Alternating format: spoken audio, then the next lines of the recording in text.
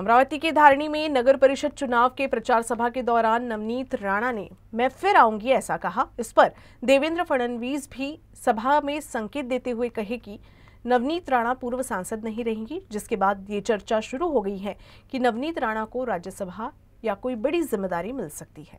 त्यांनीच एक शायरी केली होती, मेरा पानी उतरता देख, किनारे पे घर मत बांध लेना, मैं समंदर हूँ, मैं फिर लौट के आऊंगा।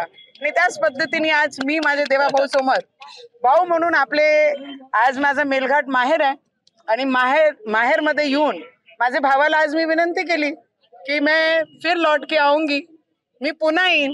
मला वाटतं याच्यात काहीच चुकीचं नाहीये।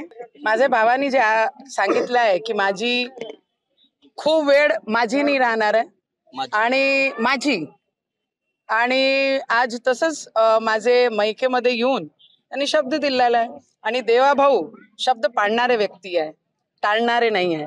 तर त्यांनी स्वतः जे शब्द म्हटलेला आहे, तर मला वाटतं हा ते होईल।